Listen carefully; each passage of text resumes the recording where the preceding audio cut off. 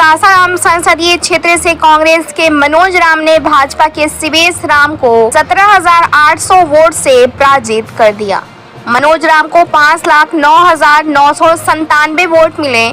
वहीं भाजपा के शिवेश राम को 4,92,177 वोट मिले। वहीं बहुजन समाज पार्टी को 45,491 मत मिले। खास बात यह रहा कि सासाराम संसदीय क्षेत्र से नोटा ने चौथा स्थान कागज कर लिया। नोटा पर 17,160 वोट पड़े।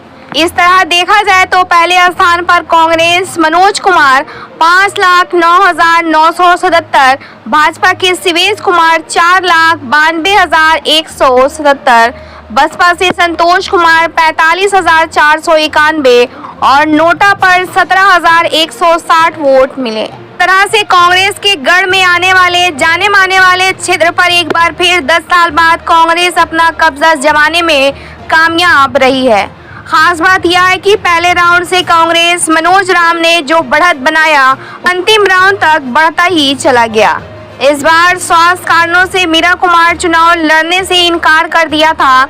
इसके बाद मनोज कुमार को कांग्रेस ने अपना उम्मीदवार बनाया था। वहीं भाजपा उम्मीदवार ने लगातार 2 बार चुनाव जीतने वाले छेदी पासवान का टिकट काटकर मुनीलाल के पुत्र शिवेश राम को सासाराम संसदीय से उम्मीदवार बनाया था, लेकिन भाजपा का यह प्रयोग सफल नहीं हुआ और कांग्रेस के मनोज राम ने 10 साल बाद एक बार फिर सासाराम संसदीय क्षेत्र को कांग्रेस के खाते में ला दिया है। सासाराम संसदीय सीट कांग्रेस की पारंपरिक सीट रही है। इस सीट पर जगजीवन राम 8 बार चुनाव जीत देश के उप प्रधानमंत्री तक बने थे। उनकी बेटी मीरा कुमार भी इस सीट पर 2004 एवं 2009 में लगातार 2 बार चुनाव जीत पर संसद में गई और लोकसभा स्पीकर तक बनी थी। इस तरह से यह सीट कांग्रेस की सीटों में से एक सीट रही है। 2014 और 2019 में लगातार 2 बार भाजपा के टिकट पर छेदी पासवान चुनाव जीते, लेकिन एक बार फिर 10 साल बाद कांग्रेस की मनोज कुमार इस सीट पर चुनाव जीतकर कांग्रेस का गढ़ बचाने में कामयाब रही। कहा जाता है कि आदमी के जीवन में किस्मत बड़े भूमिका निभाता है। यह स्पष्ट रूप से मनोज राम के साथ देखने को मिला। मीरा कुमार के चुनाव नहीं लड़ने की घोषणा के बाद कांग्रेस के मनोज राम को सासाराम संसदीय क्षेत्र से अपना उम्मीदवार बनाया। पिछले लोकसभा चुनाव मनोज राम बहुजन समाज पार्टी के टिकट पर चुनाव लड़ रहे थे। उन्होंने बहुजन छोड़कर कांग्रेस का दामन थाम लिया और कांग्रेस ने उन्हें उम्मीदवार बना दिया। 2019 में बहुजन समाज पार्टी के टिकट पर मनोज राम को 80,000 से अधिक वोट मिले थे। कांग्रेस के उम्मीदवार बनाए जाने के बाद मनोज राम के ऊपर कुदरा थाने में दर्ज नाबालिग के साथ यौन शोषण मामले में आरोपित बनाए जाने का मामला जैसी सुर्खियों में आया। कांग्रेस उनका टिकट रोक दिया। टिकट का पेंच फंसने पर मनोज राम एक बार फिर निराश हुए, फिर भी टिकट को लेकर अपना संघर्ष नहीं छोड़ा। पार्टी के नेतृत्व में अंतिम समय से सिंबल दे दिया। मनोज राम के ऊपर सभी लोग आरोप बेबुनियादी मानते हुए सिंबल दे दिया। इस तरह से कांग्रेस द्वारा टिकट की घोषणा व सिंबल देने के बाद विलंब किया गया है। इसे ही लगा कि सासाराम सीट पर जीत दर्ज करना कांग्रेस के लिए टेढ़ी खीर होगा, लेकिन कम समय में कांग्रेस जमीनी स्तर पर अपने कार्यकर्ताओं तक पास पहुंचने में कामयाब रहा है, बड़े मुकाबले में जीत दर्ज की है। इस तरह से मनोज राम ने टिकट की लड़ाई के साथ साथ चुनाव जीत लिया। ब्यूरो रिपोर्ट, बिहार दर्शन। भैया हम मनोज दुकानी जा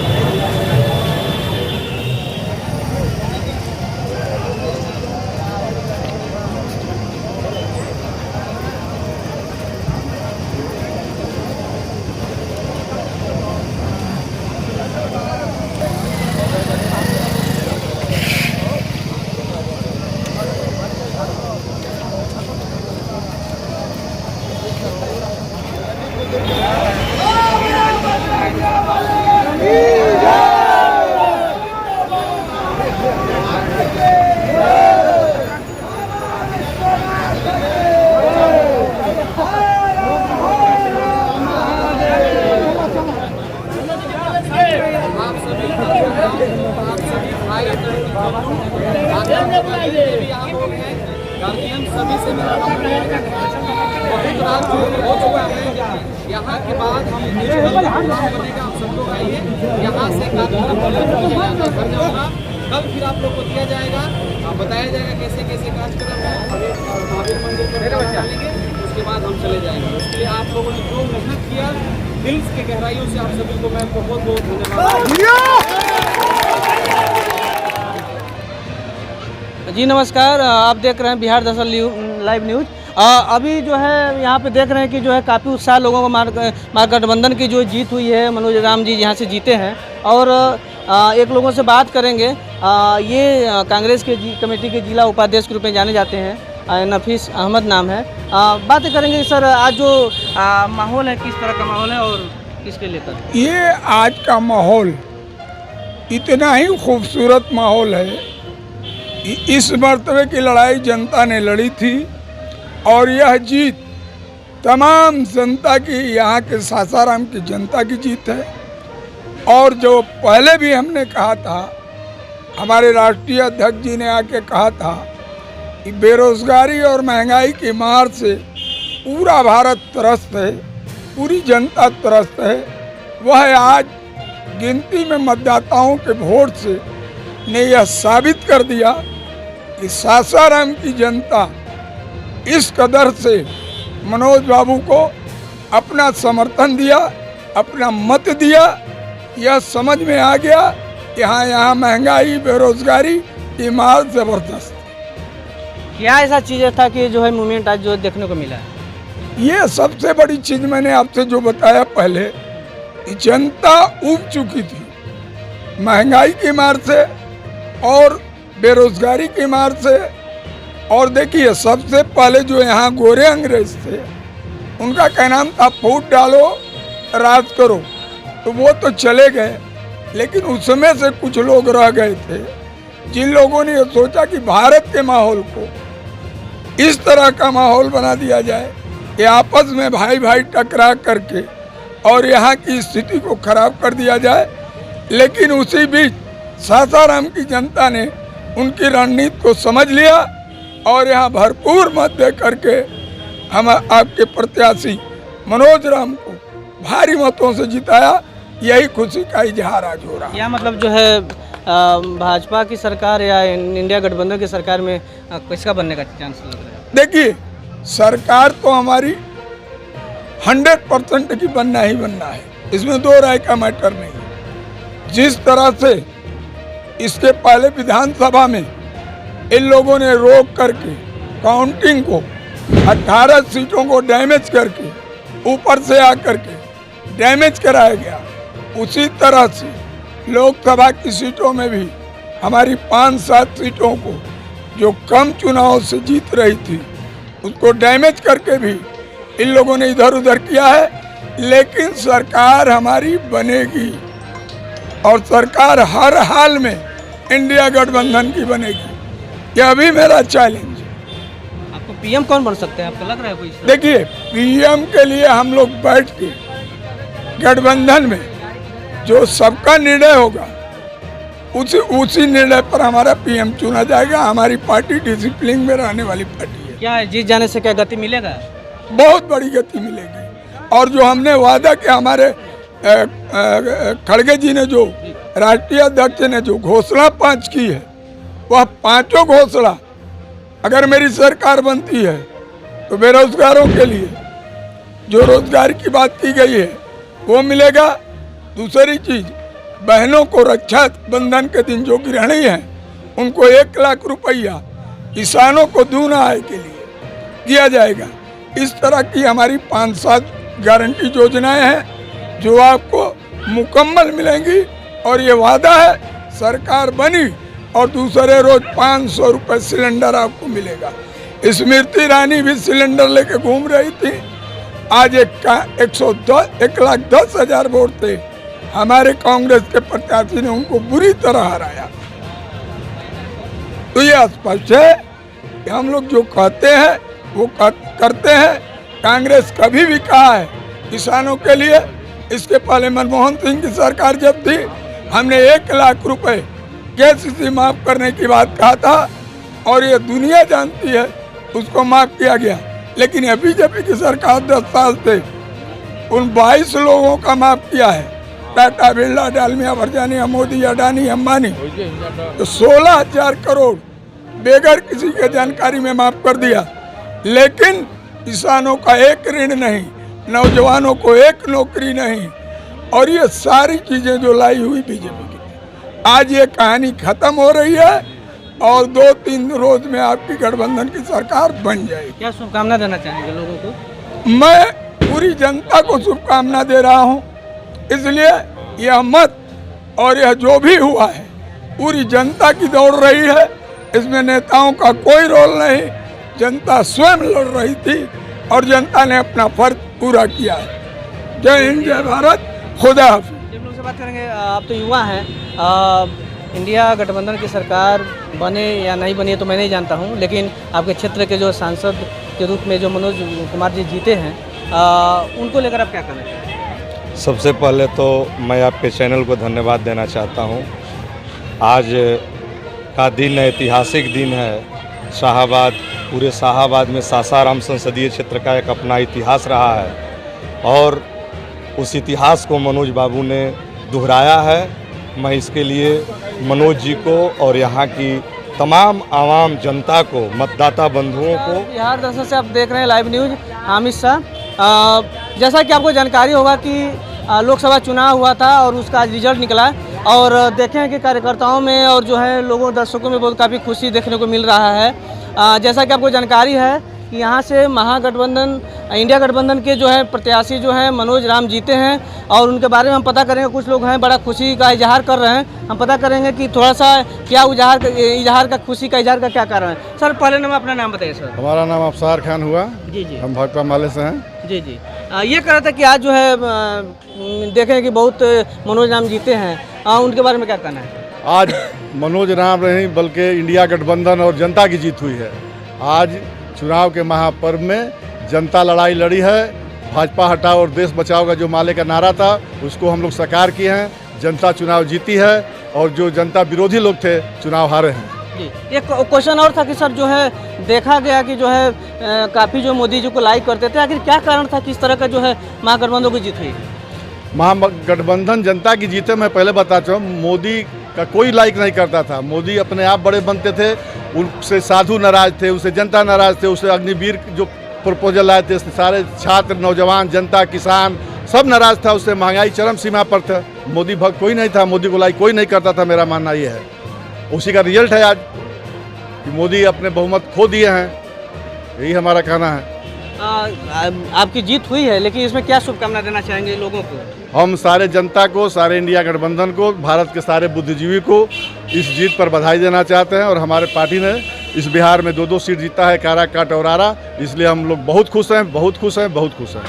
देखिए ये माले से जो है इनके जो है विधायक सांसद प्रतिनिधि जहाँ से खड़े थे 3 लोग खड़े थे लेकिन 2 लोग जीते हैं, तो ये शुभकामना दिया। और दूसरे लोग से बात करेंगे। सर ये कि आपका महागठबंधन क्या पूरे देश में जो है कांग्रेस की क्या सरकार बन रही है या आपको क्या किस तरह का आपको जानकारी मिला है सर?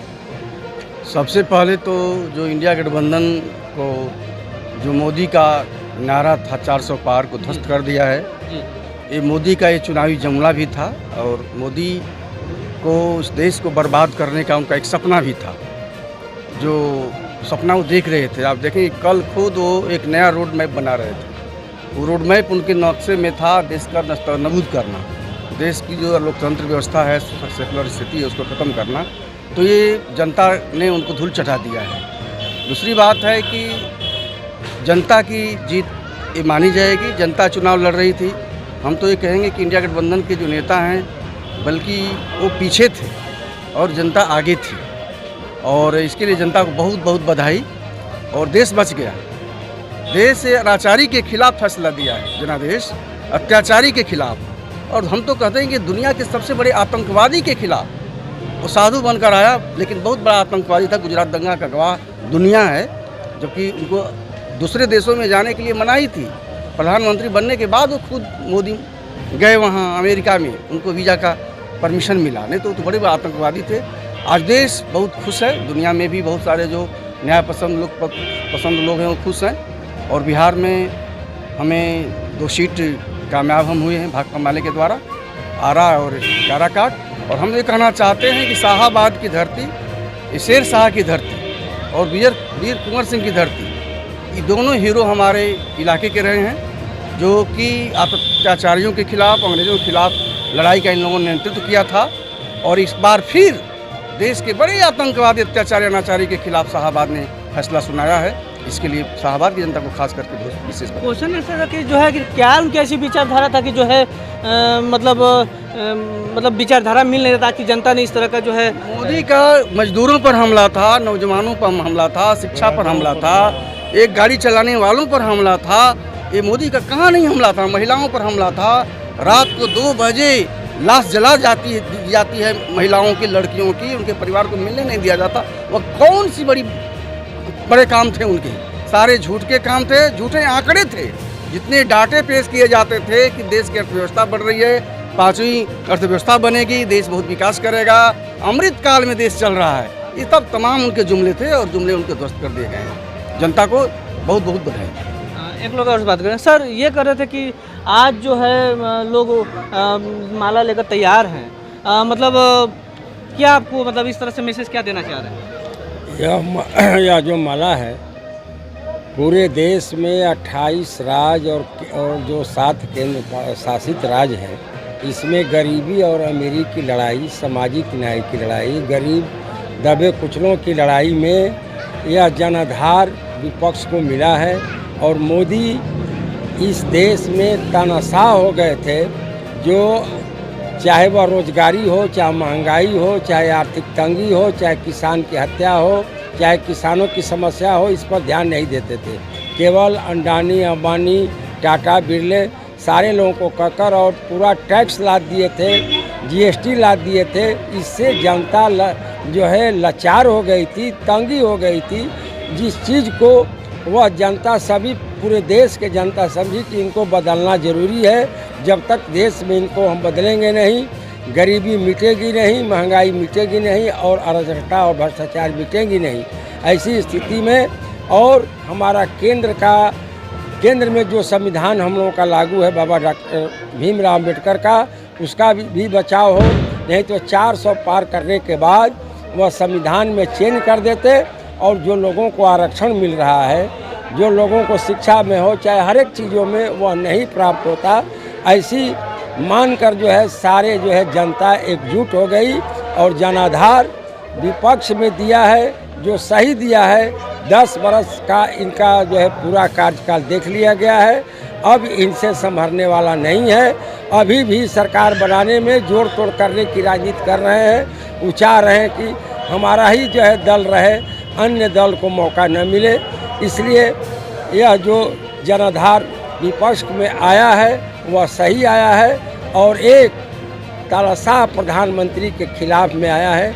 ऐसा जो है मेरा वो ताकत है कि हमारे जो भी नागरिक हैं, हिंदू, मुस्लिम, सिख, ईसाई, सब आपस में भाई भाई इसी विचारधारा के लोग हैं। और कांग्रेस है और हमारी राष्ट्रीय जनता दल है और हमारे जो भी अलायंस हैं इसी विचारधारा को लेकर चलते हैं। जाति और पाति में नहीं बांटते हैं और सबको लेकर चलने का काम करते हैं। और यही हम लोगों की पॉलिटिकल एजेंडा है कि सबको साथ लेकर चलेंगे, सबका विकास करेंगे।